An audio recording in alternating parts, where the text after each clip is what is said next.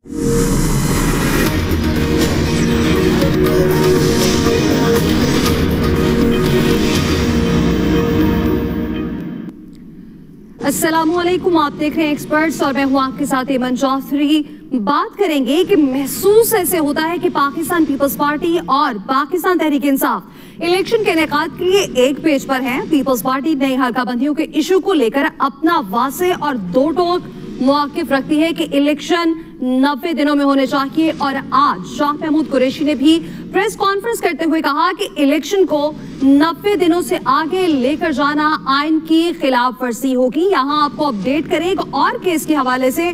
इस press conference के बाद तहरीक इंसाफ के दावे के मुताबिक शाह महमूद कुरैशी को साइफर मामले पर FIA की जानिब से गिरफ्तार कर लिया गया है। और अब अपने सवाल की जानिब वापस आते हैं, बात करते हैं कि इलेक्शन कमीशन ऑफ पाकिस्तान 90 दिनों में इलेक्शन ना कराने के अपने मौकिफ पर अभी भी डटा हुआ है। इलेक्शन कमीशन ने हल्काबंदियों के शेड्यूल के ऐलान के बाद इंतखाबात के इनेकाद में 90 रोज से ज्यादा ताखीर यकीनी होने पर अपने इस इक़दाम का दिफा करते हुए कहा कि हल्काबंदियां इंतखाब के इनेकाद के लिए एक आईनी जरूरत है। नई हल्काबंदियां और इंतखाबी फहरिस्तों को अपडेट किए बगैर वोटर्स को पार्लियामेंट में हकीकी नुमाइंदगी हासिल नहीं हो पाएगी। जबकि नून लीग भी इलेक्शन कमीशन की हाँ में हाँ मिलाती दिखाई देती है। साबिक विफाकी वजीर राना सनाउल्लाह ने कहा है कि हल्काबंदियां आईनी तकाजा है, इसे पूरा किए बगैर इलेक्शन नहीं हो सकता। अब सवाल ये है कि CCCI में खामोशी इख्तियार करने के बाद पाकिस्तान पीपल्स पार्टी 90 दिनों में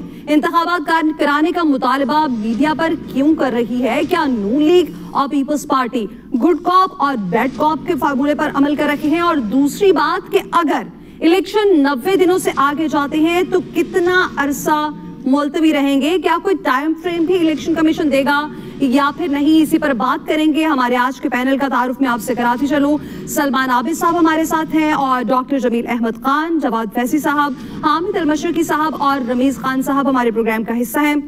आज के पहले और बड़े सवाल की जानिब बढ़ते हैं। हल्काबंदियों को इंतखाबात में यकीनी ताखीर का जवाब बनाने पर इलेक्शन कमीशन पर तनकीद की जा रही है।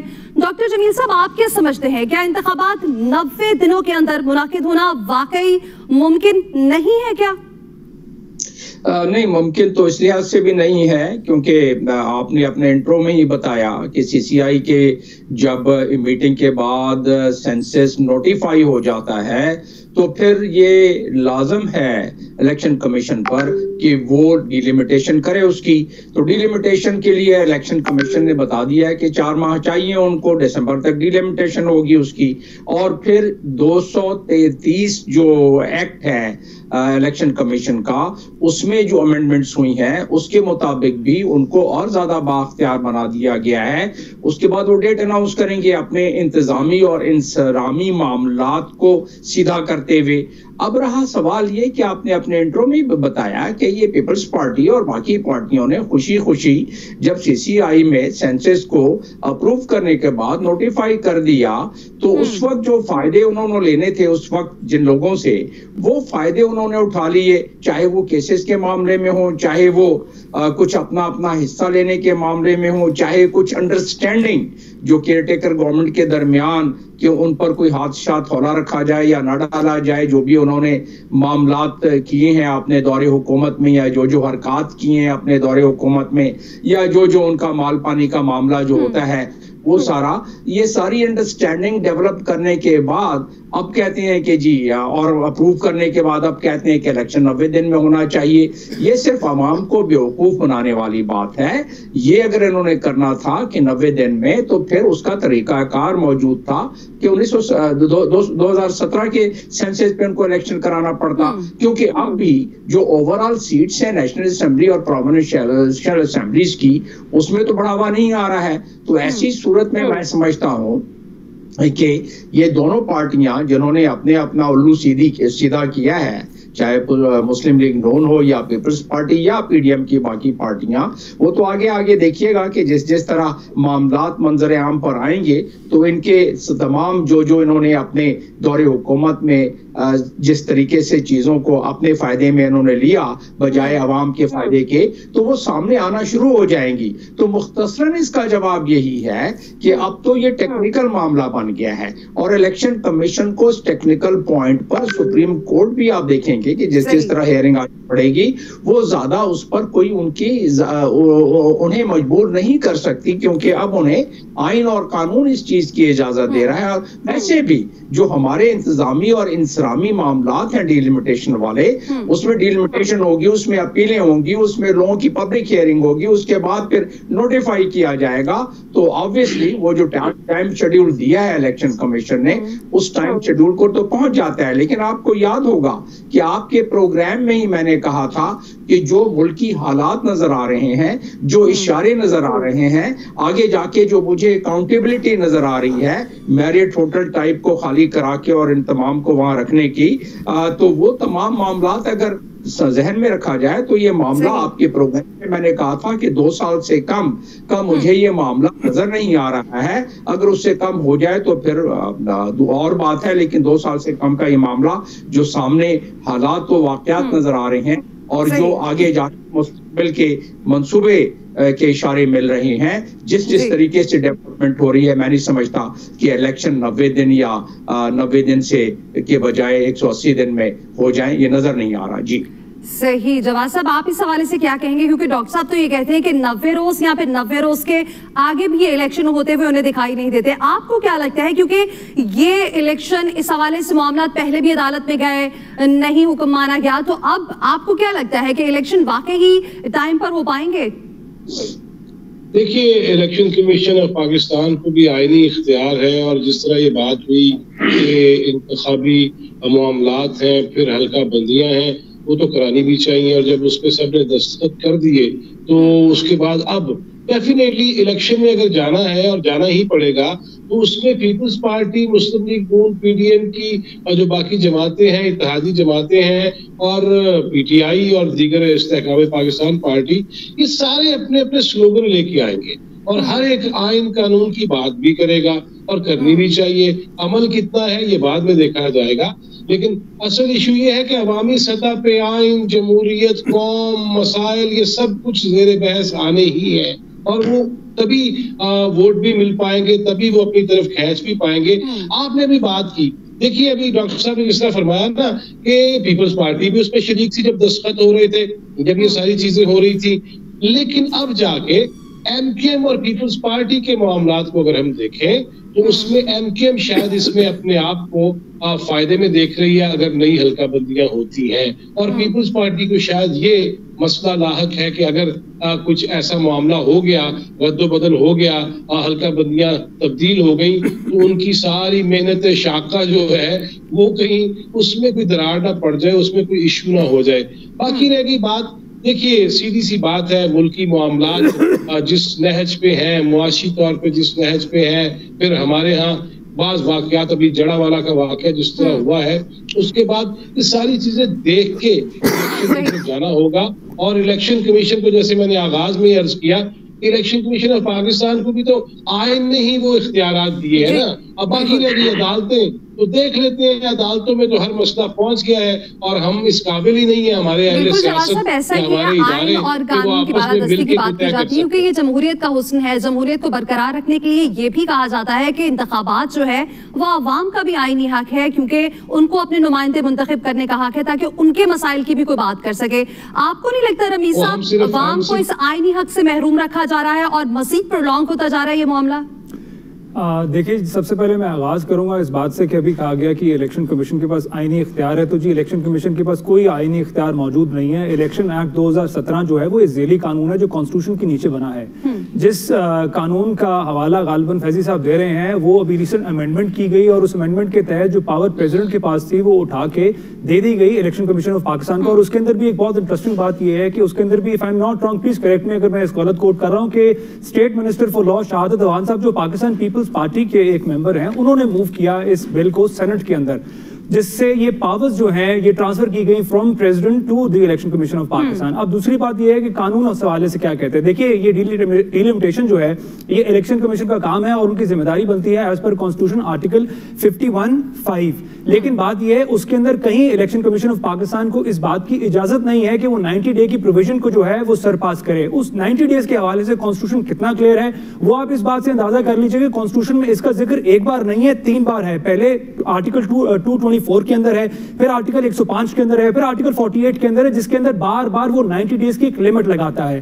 तो जहां तक बात यह है कि पॉलिटिकल पार्टीज की इस वक्त पोजीशन क्या है, तो मेरे ख्याल है इस वक्त पाकिस्तान मुस्लिम लीग नवाज जो है, जो उसने पोजीशन पहले ली थी कि वो कॉन्स्टिट्यूशन को नहीं मानते, वही लेकर अब खड़े हैं। तो मेरे ख्याल उनकी पोजीशन काफी कुछ हद तक फेयर नजर आती है। जो पाकिस्तान पीपल्स पार्टी जिस तरह से फ्लिप फ्लॉप कर रही है, सीसीआई मीटिंग से कुछ देर पहले वो लोग कहते थे कि हमारी जो रिजर्वेशन हैं वो एड्रेस नहीं हो सकती, और वो खाली कानूनी रिजर्वेशन नहीं थी, वो रिजर्वेशन यहां तक थी कि जनाब पंजाब को और केपीके को केयरटेकर सीएम प्रेजेंट नहीं कर सकते। तो फिर यह किस तरह हो गया कि सीसीआई की मीटिंग के अंदर पहुंचते पहुंचते तक उनकी जो पोजीशन है वो 180 डिग्री चेंज हो गई थी। तो मेरे ख्याल बहुत सारी कंसिडरेशंस इसके अंदर और भी थी, बहुत सारे एडवांटेजेस ड्रॉ करने थे, और अब ये एक लोगों को दिखाने के लिए इस किस्म की जो स्टेटमेंट्स हैं उसका सिलसिला जो है हमें पाकिस्तान पीपल्स पार्टी और हो सकता है बाकी पॉलिटिकल पार्टी जो पीडीएम अलायंस में थी उनकी तरफ से भी देखने को मिले। सही, बिल्कुल ऐसा ही है। आमिर साहब, आप क्या समझते हैं, जैसे कि अभी नून लीग के रहनुमा ये कहते दिखाई देते हैं कि इलेक्शन 90 रोज में हो या 190 रोज में कोई फर्क नहीं पड़ता, तो क्या वाकई फर्क नहीं पड़ता?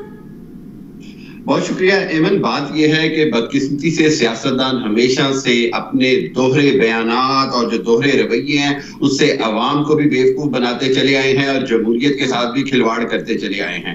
एक जानिब तो खुद मौजूदा हुकूमत ने जिस अंदाज में पार्लियामेंट की बालादस्ती के नाम पर केपीके और पंजाब की निगरान हुकूमतों को तवील दिया, बगैर किसी टूल दिया, बगैर किसी अमेंडमेंट के और एनीथिंग के, और उसके साथ साथ जिस अंदाज में अदलिया की बेतौकीरी की गई इस सारे मामले में पंजाब और केपीके के इलेक्शन में, उसके बाद मैं ये समझता हूं कि पीपीपी, नून लीग और सारी पीडीएम बराबर की जिम्मेदार है, चाहे इलेक्शन 90 दिन बाद हो, साल बाद हो या 2 साल बाद हो। इसके सबसे ज्यादा जिम्मेदार पीडीएम और ये मौजूदा जो भी हुकूमत खत्म हुई है वो होगी। ये अब पीपल्स पार्टी अगर मगरमच्छ के आंसू बहा के समझती है कि वो 90 दिन का राग अलापे की कि जी हम जमहूरियत पसंद है, तो मैं समझता हूं कि जिस अंदाज में उन्होंने मर्दमशुमारी के ऊपर दस्तखत किए, जिस अंदाज में उन्होंने सिंध और बलोचिस्तान की मर्दमशुमारी के तहफ्फुजात को नजरअंदाज करके अपने फायदे के लिए, अपने मुफाद के लिए जिस अंदाज में पीपल्स पार्टी ने इस सारे सिस्टम का हिस्सा बनी रही, अब से पीपल्स पार्टी किसी भी तरह बरी उस जमाने लेकिन आमिर साहब, पीपल्स पार्टी तो ये हमेशा से कहती आई है कि असम्बलियों को भी वक्त पूरा करना चाहिए और इंतखाबात वक्त पर होने चाहिए, ये तो हमेशा से मौक़िफ़ रखते हैं।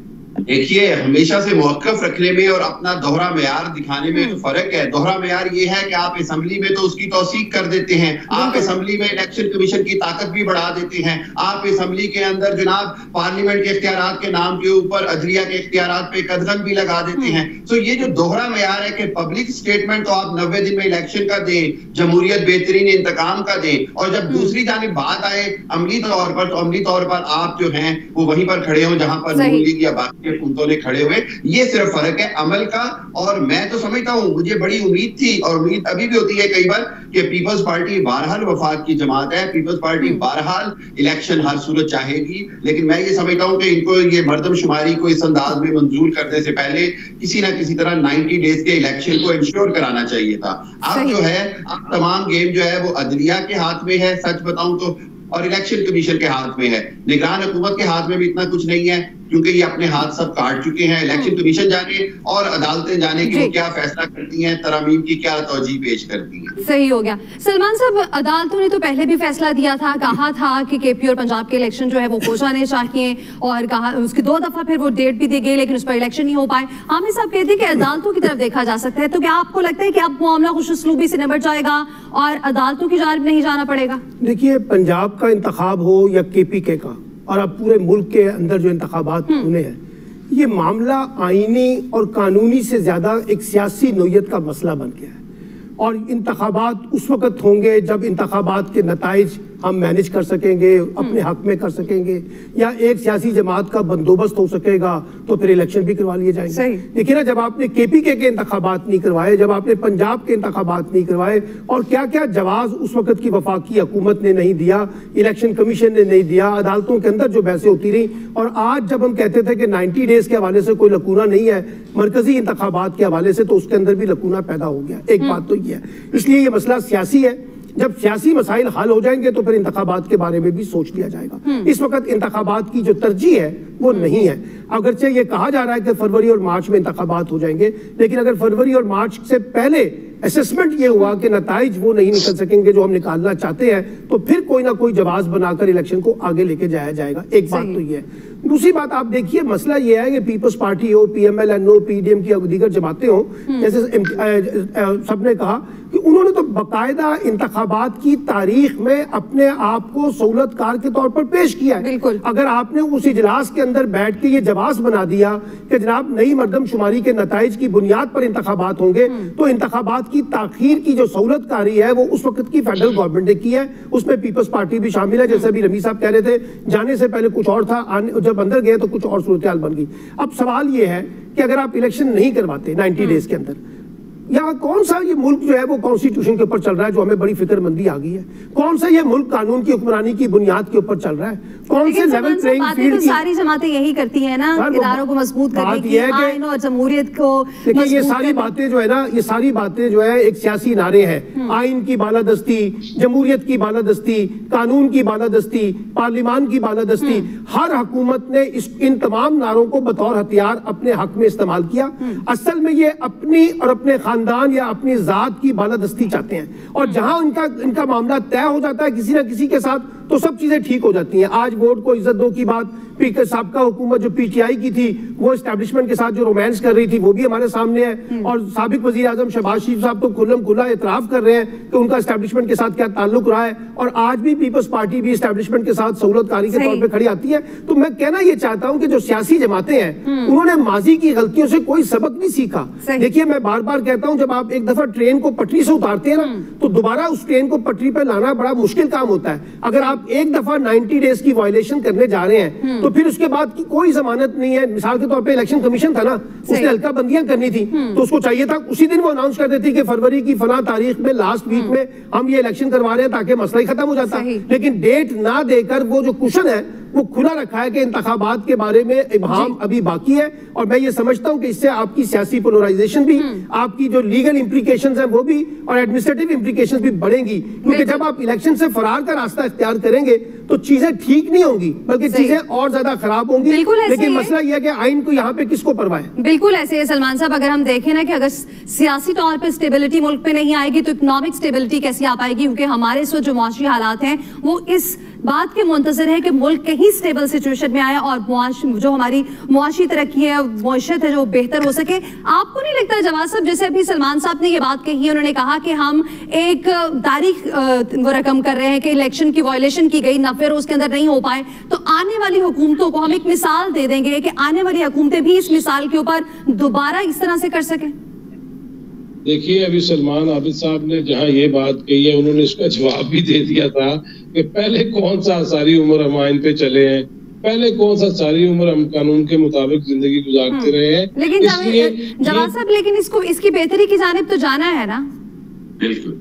देखिए मैं ये समझता हूँ कि आप चले मेरी ये मिसाल ले लीजिए, मैं दानिश्वरी तो बस कर ही रहा हूँ जो कर रहा हूँ, लेकिन असल मसला ये है कि क्या बहैसियत मजमुई हम सारे के सारे तनज़्ज़ुली का शिकार नहीं हुए? क्या हम अपनी जाती जिंदगियों में बहुत आला और गिरा कदर फराइज अंजाम दे रहे हैं? क्या हमारी जबान, क्या हमारी सोच, क्या हमारा अमल ट्रैफिक से लेके सिग्नल की पाबंदी से लेके और बैंक की लाइन में ना लगने से लेके सिफारिश कराने से, क्या ये सारी कौम उस पर नहीं लगी हुई? जड़ावाला का वाकया क्या हुआ है? वो कुरान पाक जो कहता है इन्नल्लाह मअस साबिरीन, वो नबी की शरीयत पे तो अमल करते नहीं है, और एक किसी ने बेपरखी उड़ा दी, और अगर किसी ने तौहीन की भी है तो आइन मौजूद है, कानून मौजूद है, उसके लिए इदारे मौजूद है, हम उसमें तो चलते नहीं है, और हमने पूरी दुनिया में जग हसाई का बायस बन गए।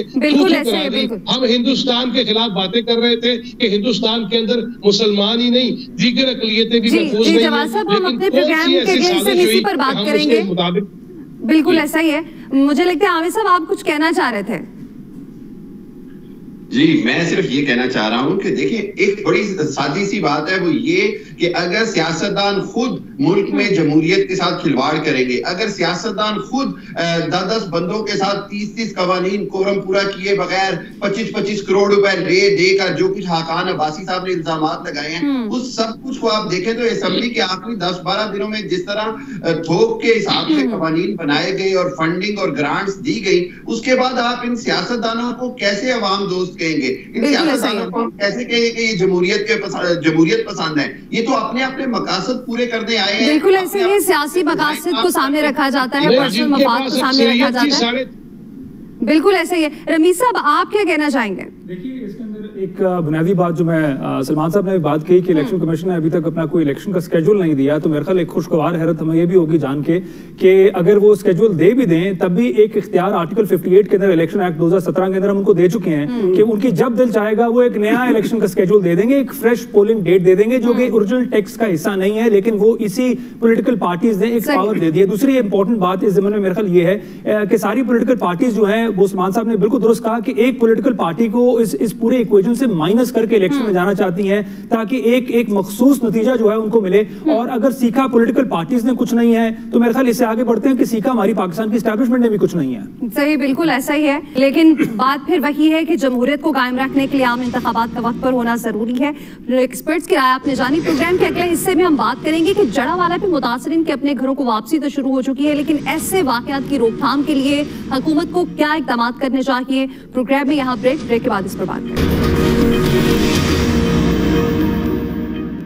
नाज़रीन, तो बात करेंगे जड़ावाला साहने पर हर आंख अश्कबार है, लेकिन अब मुतासरीन की वापसी का सिलसिला भी शुरू हो चुका है और इंतजामिया की तरफ से मुतासरीन को सहूलियात भी फराहम की जा रही हैं। सुप्रीम कोर्ट के सीनियर तरीन जज और नामजद चीफ जस्टिस ऑफ पाकिस्तान काजी फाइज ईसा ने आज जड़ावाला में ईसा नकवी का दौरा किया है और मुतासरीन इलाका से मुलाकात भी की है। इस मौके पर जस्टिस काजी फाइज ईसा का कहना था कि गिरजाघरों पर कोई हमला करे तो मुसलमानों पर फर्ज है कि जिहाद करें। जड़ावाला साहने के हर तबका हाय फिक्र ने मुसम्मत भी की है और जिम्मेदारान को करार वाकई सजा देने का मुतालबा भी किया जा रहा है। मजहबी जमातों ने अमन वॉक की है। आर्मी चीफ और निगरान वज़ीर आज़म अनवारुल हक काकड़ समेत सभी ने इस इक़दाम की हौसला शिकनी करने के साथ साथ मुतासरीन की बहाली पर जोर भी दिया है। मरकजी मुल्जिमान समेत अब तक 150 के करीब मुल्जिमान हैं जो कि गिरफ्तार भी हो चुके हैं, जबकि पंजाब हुकूमत ने मुतासरीन के इमलाक के नुकसान का तखमीना लगाने के लिए कमेटी बना दी है ताकि जल्द अज जल्द उन्हें अपने घरों में वापस बसा दिया जाए। खुशाइन बात यह है कि तौहीन मजहब का नाम इस्तेमाल करके शरपसंद अनासिर को अपने मजमूम मकासद पूरे करने से रोकने के खिलाफ आज कौम एक हो चुकी है, मगर सवाल हमारा ये है कि ऐसे वाकयात कब रुकेंगे। सलमान साहब, आपको नहीं लगता है कि ऐसे वाकयात की रोकथाम के लिए हुकूमत और सिविल सोसाइटी को ठोस इकदाम करना चाहिए? देखिए, बुनियादी बात यह है कि जो रियासत की रिट है और कानून की हुक्मरानी का तसव्वुर अगर कमजोर होगा तो इस तरह के वाकयात होंगे। मां सिवाय श्रीलंका वाले जो शहरी के साथ हुआ था उसमें तो हमारा कानून, उसमें हमारा जो अपना एहतसाब का मामला था वो बड़े सरफहरिस्त हमें नजर आया, बड़ा डोमिनेंट हमें नजर आया, लेकिन बाकी केसेस के अंदर हमने देखा है कि उस तरह की चीजें नहीं हो सकी जिस तरह से होनी चाहिए थी। क्योंकि हम सियासी समझौता कर लेते हैं, कई मजहबी समझौते हो जाते हैं, कई कंप्रोमाइजम की सिचुएशन है जिसकी वजह से फिर वो जो इस तरह के लोग हैं उनको तकवीयत मिलती है। एक बात तो ये, और ये वाकई पाकिस्तान के लिए एक लम्हा फिक्रिया है, क्योंकि इससे पाकिस्तान की जो तस्वीर जिस तरह से पेश की जाती है वो मैं समझता हूँ कि एक बड़ा क्रिटिकल सवाल है दुनिया की पॉलिटिक्स में भी और खुद हमारे लिए भी। दूसरी बात जो है, आज मुझे साबिक चीफ जस्टिस इफ्तिखार चौधरी बहुत याद आए, आज मुझे जस्टिस साकिब निसार साहब बहुत याद आए।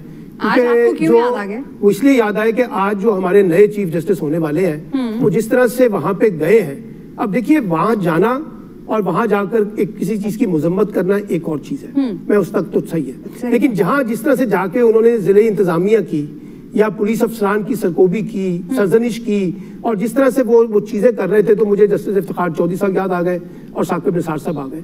देखिए, ये जो जुडिशियल एक्टिविज्म है ना, इससे पाकिस्तान के अंदर चीजें बेहतर नहीं हुई बल्कि बेहतर खराब हुई हैं। जो जिनका काम है अगर उनको करने दिया जाए तो चीजें ठीक हो सकती हैं, लेकिन हमारे यहाँ ये जो जुडिशियल एक्टिविज्म आया, हेडलाइन लगने की बातें आई, खुद अपने आप को नुमाया करने का जो मामला आया, मैं समझता हूँ इससे कोई बेहतरी की रिफ्लेक्शन नहीं हुई। एक बात।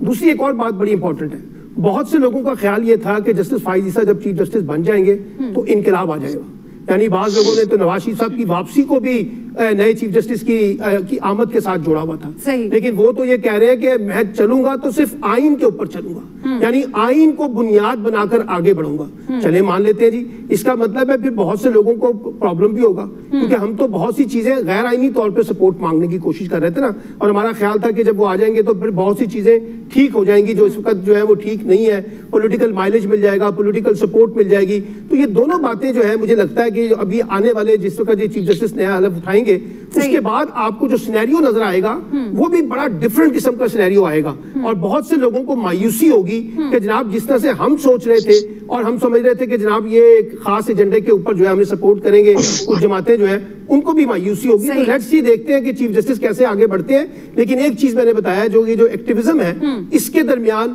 और जो रूल ऑफ लॉ के दरमियान जो इंप्लीमेंटेशन के इश्यूज हैं उसके दरमियान थोड़ा सा डिस्टेंस होना चाहिए। वही काम जो अपना इफ्तिखार चौधरी करते रहे और साकिब निसार करते रहे, हम सब उसके ऊपर जो है अपना अपना कमेंट करते रहे, यही चीजें अगर दोबारा शुरू हो गई तो फिर वो चीजें ठीक नहीं हो सकेंगी। बिल्कुल ऐसे ही है। जवान साहब, आपको क्या लगता है, क्योंकि ये कहा भी जाता है, इस बात पे यकीन भी रखा जाता है कि पाकिस्तान में माइनॉरिटीज को आजादी दी जाती है, उनके राइट्स का तहफ्फुज़ जो है वो यकीनी बनाना सिविल सोसाइटी का और हुकूमत का काम है। तो इस तरह के इकदाम जब माजी में भी हुए और उसके बाद भी अब क्यों पेश की कोई ऐसे इकदाम नहीं किए जाते कि इस तरह के वाकयात ना हो सके, बर वक्त इस तरह के वाकयात को रोका जा सके?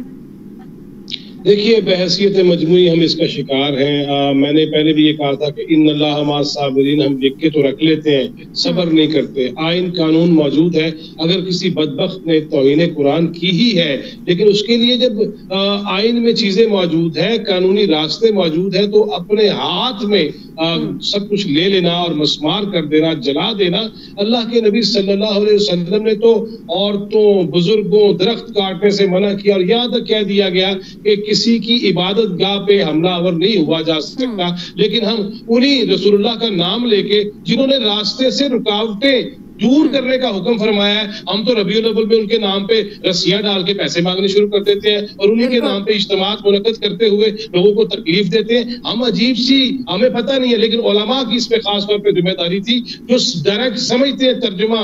हमें तो तर्जुमे की जरूरत पड़ती है ना अरबी के, वो तो डायरेक्ट समझ रहे होते हैं, उनका किरदार भी इसमें सामने नहीं आया। अभी मेरे भाई ने ये कहा कि इन्हें इफ्तिखार चौधरी तो याद आए, लेकिन मुझे तो साकिब निसार याद आ रहे हैं। वो इसलिए याद आ रहे हैं कि वो उन्होंने जब सादिको अमीन वाला लक़ब दे दिया इस पाकिस्तान के अंदर किसी को जो रसूलुल्लाह के लिए खास था, और फिर हमने उसके बाद देखा कि नौज़ुबिल्लाह नया दीन बनाने की कोशिश की गई, वहां कैसी कैसी तकारीर हुई, इस तरह का उन्हें महात्मा बनाया गया, उन्हें नया फिरका इजाद करने की कोशिशें करने दी गई। हम ये भी नहीं देखते, हमने जानबूझ के सब कुछ किया है, और उसमें जिम्मेदार है वो जिन्होंने वो लक़ब जो खास कर नबी आखिर हजरत मोहम्मद रसूलुल्लाह सल्लल्लाहु अलैहि वसल्लम के लिए था, वो भी हमने दिए। और फिर हमने ये भी देखा कि वो जब कहते थे जला दो, गिरा दो, आओ, फिर हमने 9 मई का वाकया देखा, जब आप शिद्दतें बढ़ा देंगे, जब हिद्दतें बढ़ा देंगे, जब कानून हाथ में लेने की बातें करेंगे, नाम रियासत मदीना का लेंगे, मदीना के हरम का वो तकद्दुस भी सामने नहीं रखेंगे, तो ऐसे वाकयात क्यों नहीं होंगे? इनको वो क्यों नहीं याद साहब, ये जो आज हुआ है चीफ जस्टिस ने ये ठीक किया है, ये बता दें बस, जो आज चीफ जस्टिस साहब ने अपना जस्टिस फाइज ईसा साहब ने किया वो ठीक है? भाईजान, काज़ी क़ुज़ात का काम क्या होता है? मैं तो कहता हूँ सबको जाना चाहिए, सबको जाके मौके का मुलाहिजा करना चाहिए। तो ये मुकामी इंतजामिया बंद कर देते हैं। बैनुल-अक़वामी सतह पे मैं वैसे आपकी बातें सुन के ना मुझे अब्दुल करीम आबद साहब याद आ गए हैं। कसम से अगर वो होते तो हमारे दोनों के कान पकड़वा देते कि ये क्या गुफ्तगू हो रही है। काज़ुल क़ुज़ात इस्लामी तारीख में, काज़ुल क़ुज़ात इस्लामी तारीख में खुद जाके देखता था। आप तारीख उठा के देख लें, साकिब निसार पे तनकीद क्यों होती है यार? वो भी तो यही काम करता था। जिन लोगों ने रियासत मदीना के नारे बुलंद किए थे, उन्होंने तो शिद्दतें पैदा की, उन्होंने तो जलाने गिराने की बातें की, उन्होंने तो शोहदा की बेहुरमती की, उन्होंने यादगारें जलाई। इस मुआशरे में जब हालिया दिनों में हमने ये देखा कि एक बिल्कुल ऐसे ही जवान साहब, हमारा मुआशरा जो है वो अदम बर्दाश्त का शिकार हो चुका है। यहाँ पर बर्दाश्त नहीं है लोगों के अंदर कि हम किसी दूसरे को समझे और किसी के अकायद का एहतराम करें। चूंकि हमारे मुल्क में एज अ मुस्लिम भी हमारा राइट बनता है कि हम जो भी हमारे यहाँ पर डिफरेंट अकायद के लोग हैं, यहाँ पर उनकी हिफाजत की जिम्मेदारी हमारी है, उनका एहतराम करना हमारी जिम्मेदारी है। डॉक्टर साहब, आपको नहीं लगता कि जो इकदाम अब करने का सोचा जा रहा है वो पहले होने चाहिए थे? और अब अगर सोचा भी जा रहा है तो ऐसे कौन से ठोस इकदाम हो सकते हैं? जी, पहले अगर ठोस इकदाम कर लिए जाते, देखें इसके 3 पहलू हैं, लेकिन पहले आपके सवाल का जवाब मैं दे दूं कि पहले जब 1992 में बाबरी मस्जिद के बाद इसी शहर में तमाम मंदिरों को जलाया गया, तो उसके बाद इन्होंने क्या मेजर्स ऐसे लिए कि आइंदा ऐसा ना हो। ये इतना कदीम शहर है, इतना इसमें कल्चर भी है, इसमें तमाम मज़ाहिब के लोग हम आहंगी के साथ रहते रहे, और उसके बाद इस किस्म की हरकत हो जाना, और जिसके लिए बाकी हमारे पैनलिस्ट ने जिक्र कर दिया है कि आइन है, कानून है, रियासत है, उसको अपना कर लोगों को अगर अपने हाथ में कानून लेना शुरू किया है तो उसकी कोई वजूहत तो है। पिछले हमें 32-33 बरस लगे हैं लोगों को इस नहज पर पहुंचाने के लिए। इस मुल्क में जो हम खिलवाड़ करते रहे हैं, इस मुल्क में जो रेडिकलाइजेशन को हमने रोकने की कोशिश नहीं की गई, इस मुल्क में हमने रेडिकलाइज करके अपने मजमूम मकासद हासिल करते रहे हैं, नेशनल और इंटरनेशनल। जिस मुल्क में हम सियासत और मजहब को सियासत के लिए इस्तेमाल करेंगे और उससे फायदा उठाएंगे, मजहब को हुकूमत करने के लिए इस्तेमाल करेंगे और उससे फायदा उठाएंगे, तो नतीजा ये निकलता है जो हमने देख लिया। अब इसके बाकी दो पहलू में बिल्कुल ऐसी खराबी तो फिर पैदा होगी। यहाँ ब्रेक, और ब्रेक के बाद इसी हवाले से मज़ीद बात करेंगे। Welcome back. तो हम ब्रेक से पहले बात कर रहे थे कि जड़ावाला सान्हे पर हर आंख अखबार है और अब मुतासरीन की बहाली का सिलसिला भी शुरू हो चुका है, और ये भी सोचा जा रहा है कि इस तरह के वाकयात फ्यूचर पे ना हो, उसकी रोकथाम के लिए इकदाम होने चाहिए। लेकिन सवाल ये है कि पहले क्यों नहीं हो पाए, क्योंकि इससे पहले भी बहुत से ऐसे वाकयात हो चुके हैं जो कि डिफरेंट मजहबी अकायद को जहां पर जिनके जज्बात मजरूह हुए हैं, उनकी रोकथाम के लिए क्यों इकदाम नहीं हो पाए, और अब क्यों मजीद इस चीज के ऊपर रोक कर इस चीज को सोचा जा रहा है। हामिद साहब, आपको नहीं लगता कि ये तमाम तर चीजें, ये एक सेट पैटर्न होना चाहिए, इसके ऊपर बाकायदा सख्ती से लॉज बनने चाहिए और फिर उस पर अमल भी होना चाहिए? देखिए, बात यह है एमन कि मेरा ख्याल है हर पाकिस्तानी, हर बाशऊर इंसान इस बात पे एग्री है कि जो कुछ जड़ावाला पे हुआ वो इंतहाई गलत एक सानहा है, और ना तो इस्लाम इसकी इजाजत देता है, ना ही पाकिस्तानी इस तरह का के तरबियत या इस तरह का जहन रखते हैं। ये शरपसंद अनासर है जिसके खिलाफ कानून को मुकम्मल तौर पर इंतहाई सख्त रवैया अपनाना चाहिए और करार वाकई मिसाली सजाएं देनी चाहिए, ताकि आइंदा से कोई इस तरह का करने का सोच भी ना सके। और मैं यहाँ पर आप जिस तरह शुरू में आप बात की गई कि बाहर हमारे जो दुश्मन मुल्क हैं, जो दुश्मन चैनल्स हैं, वो इसका फायदा उठाते हैं। मुझे दूसरे चैनल्स पे बुलाया गया तो मैंने वहां पर एक बात कही जो हम सब एग्री होना चाहिए, वो ये कि बहरहाल हम अल्लाह का शुक्र है हमारे यहाँ जो कुछ हुआ है इंतहाई गलत है, लेकिन हम उसको इंडिया या कश्मीर या दूसरों से मुआवजा ना करके अपना केस कमजोर नहीं कर सकते। उसकी वजह यही कि वहां पर रियासत उसकी सरबराही करती है, सरपरस्ती करती है अक़लियतों के खिलाफ जालिम की। वहां पर वजीर आजम, वजीर आला और वहां पर जो अमित शाह और जो दूसरे हैं वो उसके खिलाफ एक तरह खामोश हमायत करते हैं, मोदी उसके खिलाफ बोलते नहीं है। यहाँ हमारी रियासत की अल्हम्दुलिल्लाह अभी भी खूबसूरती है, हम अक़लियतों का तहफ़्फ़ुज़ करते हैं, चाहे वो श्रीलंका के शख्सियत का वाक़या हो या अक़लियतों के साथ हो। हमारी रियासत, हमारी अफ़वाज पाकिस्तान, जस्टिस काज़ी फाइज़ यानी हमारी अदलिया, हमारी इंतजामिया सब इस मामले पर इकट्ठे हैं कि ये गलत हुआ। ठीक है, नाअहली जरूर है, इससे किसी को बर्री जमा करा नहीं देता, नाअहली है, बद इंतजामी है, कानून की लॉ ऑफ द रिट ना अप्लाई होने की कमी जरूर है, लेकिन इनको दुरुस्त किया जाना चाहिए। वहीं पर हमें दुश्मन की तरफ से इस मामले पर फायदा उठाने पर नजर रखनी होगी कि दुश्मन इसका नाजायज फायदा उठाएगा, कौम के इत्तेहाद को पारा पारा करने की कोशिश करेगा। हमें अपनी अक़लियतों को साथ लेकर चलना है और हर हालत दुनिया को ये पैगाम बिल्कुल ऐसे है जिसकी हमारा मजहब भी यही तलकीन करता है। अगर हम ऐसा मुस्लिम बात करें और ऐसा नेशन भी, कोई भी मजहब इस चीज की तलकीन नहीं करता कि इंतशार फैलाया जाए और तफरका हो। हर मजहब की अगर बात की जाए तो वहां पर मुत्तहिद होने की बात की जाती है, साथ खड़े होने की बात की जाती है, इज्जत व एहतराम की बात की जाती है। रमीज साहब, आपको नहीं लगता कि जैसे कि हमारे हमसाया ममालिक में भी इस किस्म के वाकयात हुए, जिसकी अभी हामिद साहब ने भी मिसाल दी कि जिस पर इंसानियत शर्मा जाए और उनकी स्टेट उसकी सरपरस्ती करती थी, यहाँ पर हमारे पास अल्हम्दुलिल्लाह ये एज है कि हमारी स्टेट एटलीस्ट कंडेम करती है और सोचती है इस बारे में इकदाम करने का?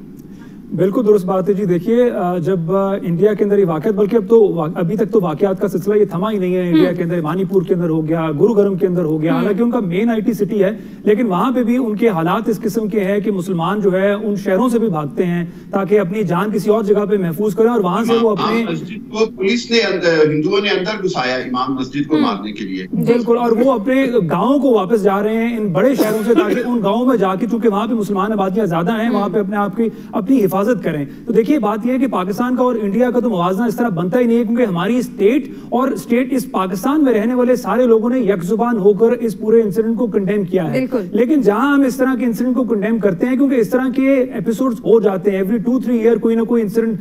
हमने इससे पहले श्रीलंकन एपिसोड देखा, उससे पहले एक और एपिसोड, बल्कि लाहौर के अंदर जो जोसेफ कॉलोनी का एपिसोड था वो भी हमारे पास है, जिसको हमने यहाँ से डायरेक्टली कवर भी किया। तो देखिए इस तरह के वन ऑफ इंसिडेंट्स हो जाते हैं, लेकिन बात यह इस तरह के इंसिडेंट्स के जो सबसे बड़ा इशू हमें नजर आता है वो स्टेट मिसमैनेजमेंट का और पुलिस की मिसहैंडलिंग का है। मैं एज ए क्राइम रिपोर्टर खुद इस तरह के 2-1 इंसिडेंट्स कवर किए जहां पे मेयर एसएचओ लेवल के आदमी ने एक बहुत बड़े क्राइसिस को अवर्ट किया। सिर्फ उसको पता था किस तरह से लोगों से इंटरेक्ट करना है, सिर्फ उसको पता था कि इस वक्त लोग चार्ज हैं, जिस पे लोगों को गुस्सा है उसको मैंने इस सिचुएशन से किस तरह एक्सट्रैक्ट करना है। इस तरह की बेसिक ट्रेनिंग अगर हमारे पुलिस वालों के पास हो, और चले बेसिक ट्रेनिंग में चले, पाकिस्तान में कहीं भी इस तरह के एपिसोड हो सकते हैं, लेकिन पुलिस के पास ये लिस्ट मौजूद होती है कि पाकिस्तान के कौन-कौन से एरियाज और कौन-कौन से जो पॉकेट्स हैं वो सेंसिटिव हैं। बिल्कुल यही बात है, बिल्कुल सही है कि इस पर पेशगी इकदाम होने चाहिए और सख्त तरीन लॉस बनाने चाहिए। प्रोग्राम का वक्त यहाँ खत्म हुआ है। फीडबैक जरूर दीजिएगा, अपना ख्याल रखिएगा।